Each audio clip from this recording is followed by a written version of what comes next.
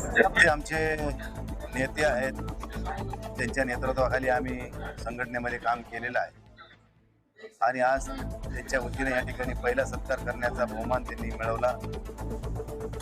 एका नेत्यानं कार्यकर्त्याला कसा आशीर्वाद द्यावा अशा रूपाचा आशीर्वाद रूपाने त्यांनी आज आम्हाला सत्कार आमचा केलेला आहे. निश्चित जुने नवे सगळे शिवसैनिक आज मिळाले याचा मोठा आनंद गगनात मावेना अशी परिस्थिती झालेली आहे. एक चांगलं संघटन निश्चित भविष्यामध्ये आम्ही करून बाळासाहेबांना अपेक्षित असलेला जिल्हा तो आबादी ठेवण्याचं काम शिंदे साहेबांच्या नेतृत्वाखाली आम्ही सतत करणार आहोत. आम्ही सर्व कार्यकर्त्यांना आवाहन केले की नवं जुनं आता न करता आपण सगळेजण शिवसैनिक आहोत आणि बाळासाहेबांनी लावलेलं हे रोपटं वटवर्षात रूपांतर झालंय, त्याला आबादी ठेवण्याचं, त्याला पुन्हा वाढवण्याचं काम आपण सगळ्यांनी मिळून करायचंय.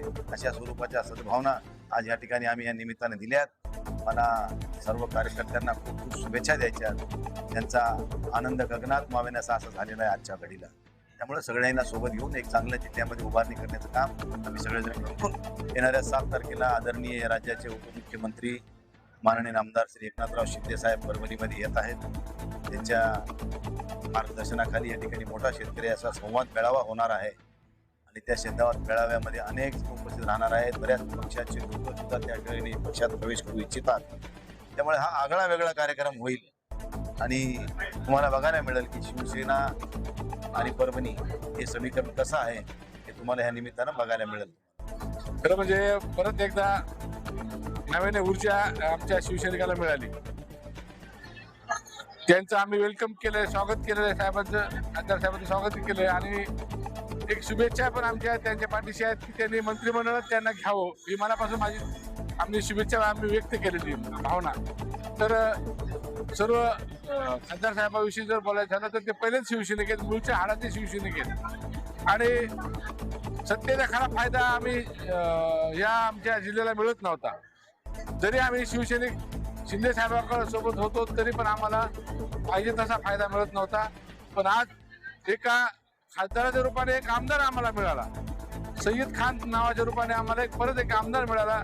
तर आम्ही आमची परत एकदा ताकद या जिल्ह्यामध्ये नक्कीच वाढलेली आहे आणि इथून पुढे परत एकदा जो 35-30 वर्षापूर्वीचा जो शिवसेनेचा बालेकिल्ला म्हणून ओळखला जात होता तो आणखी भक्कम होईल अशी अपेक्षा आम्हाला या ठिकाणी नक्कीच. कारण सत्तेत बोलणारा माणूस पाहिजे ना.